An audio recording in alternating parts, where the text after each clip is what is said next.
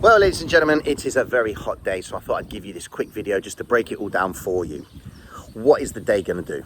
Well, look, the stock market right now is very close to its all-time highs, and there is speculation that Donald Trump is going to backtrack on his 9th of July deadline. Why? Because historically that's what he's been doing. He's been putting out threats, and then he's been raising the bar and then putting on extensions to make life easier. What has the stock market done?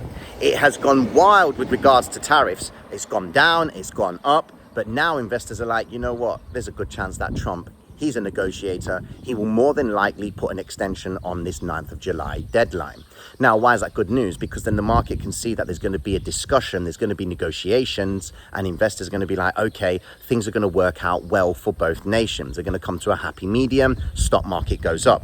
Problem that we've got, ladies and gentlemen, is we're going to see the stock market making more all-time highs, and investors are going to FOMO, and of course they are going to think that the stock market is in a massive bull run. We've yet to have a good contraction. Stocks are so overvalued right now, it is frightening, and investors are just thinking, you know what, forget it, I'm just going to go in and just hope that the market's just going to sustain itself. You've got to understand one thing. Jerome Powell yesterday said that they are effectively in wait and see mode. Congratulations, Powell. You told us the same shit that you've been telling us for so long. But he's pretty much giving you the heads up on when the market's going to correct.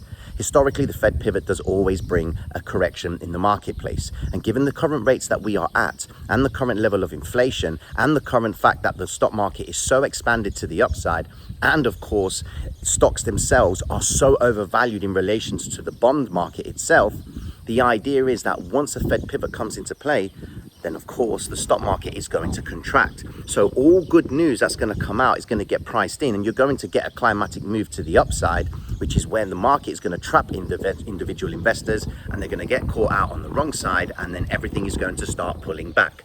By the principle of smart money and dumb money, if we look at that ratio as well, that is still not showing a extreme in its level. The last reading that I saw it at was just below 0.04. So we need to really see that reading show that smart money is still selling, which means assets are still going to keep on going to the upside.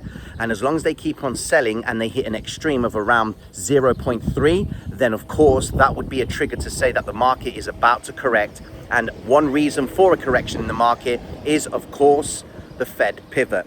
When the Fed cuts the interest rates, that's going to create the market's correction. How long will the correction be? It's going to be a different story, ladies and gentlemen. You only need to look at the Dow Jones on the 5-year chart. You'll understand that we're not in any bearish market.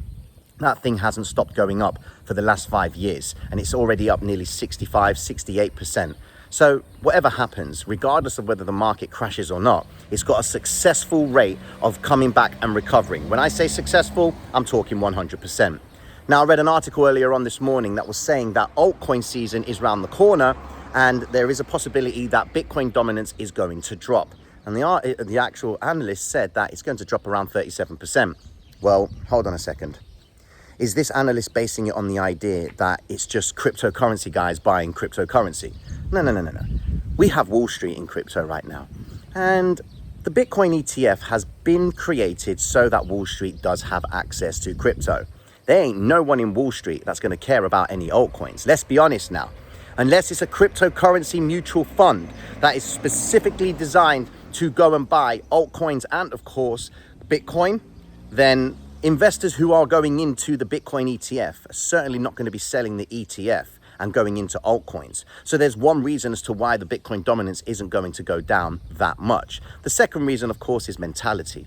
No one is going to actually sell their ETF to go into altcoins. Equally, people in the ETF are not paying attention to altcoins. The only people paying attention to altcoins are guys in cryptocurrency. And the amount of people in cryptocurrency, well, you wanted an all-time high ages ago, and you're only able to get it to around 69,000. You didn't get your 100K Bitcoin when everyone was looking for it, and that was when crypto was just crypto. Now that we've got Wall Street, we've got Wall Street mentality, which means that when Bitcoin dominance does go down, it's only going to go down for a short period of time, because the same participants that are in the Bitcoin ETF are shorting Bitcoin on the futures but buying it on the ETF. In other words, the Bitcoin dominance is going to be looking after itself. And if you are a guy that wants to try and pick up some altcoins off the back of Bitcoin dominance going down, quite frankly, if the marketplace is going up, then altcoins will be going up. And I think that's something that has been happening and changing in cryptocurrency, because everyone is waiting for altcoins to make a move. I've got a projection that I believe the Bitcoin dominance is going to go to 70%. What does that do to your altcoins? It completely annihilates them. But if the bigger picture is everyone is on risk on, and we've got cheaper money in the sense where interest rates are lower, then naturally everyone's going to be plowing money into anything that they want. Remember, there's around $7 trillion stuck in the money markets. Those money markets are for people that want to diversify their portfolios and they don't really want too much exposure. Once they see that the interest rates are lower, they're going to start pulling that money out of there, and they're going to start seeking higher risk rates of return, which means the stock market will continue to go up, Bitcoin will continue to go up, and equally the dollar dominance will also look to go up, and the euro will start to pull back, because the euro is due to pull back. It's already taken out its yearly highs and it's continuing to trade above, below that 1.1800 region. So to finalize it all, ladies and gentlemen, you've got 2 days where the market is anticipating some big information that's going to effectively reveal whether or not the US economy is going to give us the idea of interest rate cuts in the future. The Federal Reserve's goal is to make sure that price stability is in play and, of course, labor market doing well. Well, one of those is working really good, and that is the labor market. But tomorrow's non-farm payrolls is going to give us the true representation of whether or not the economy is struggling. The JOLTS job openings report came in at 7.77 million. Came in higher than what they expected. The ADP data that's coming out today is expecting a reading of 99,000. Anything above that is going to solidify the idea that the stock market can see that the labor market itself is doing great. That means companies are employing people, and that means they're putting business to work, they're making money, contracts are being served, everything is all happy days.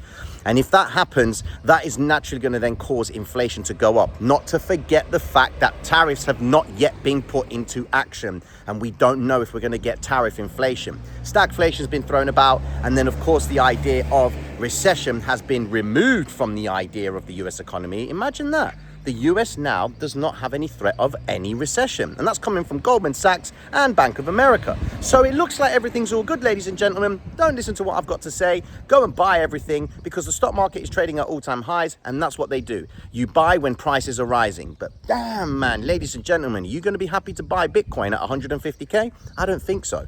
You want to try and get as much Bitcoin as you can as cheap as possible, which is why you've seen so much accumulation happen on the ETF. There is the expectation that Bitcoin could easily clear its all-time high this week. I'm betting on the idea around 75 to 85% chance that Bitcoin is going to clear its all-time high. Why? Because it's only 4% away from it. And these next 2 days are going to bring huge volatility to the marketplace, because it's going to give the investors the scope on where we are with the interest rates. Once we see that the labor market is still sustaining itself, the Fed then has every reason to cut the rates, because even though the data that's been coming out, my days move, even though the data that's been coming out has been suggestive that interest rates should not be cut, the Fed is fully aware that they do need to cut, because the yields are still too high, and that's pushing the US deficit into very tricky environments. And that, ladies and gentlemen, is when we start talking about not defaults, but it certainly doesn't look good for investors to buy US debt. With that being said, ladies and gentlemen, I hope I haven't chewed your ears off. Be sure to like and subscribe, and I will tune into you all tomorrow. Peace.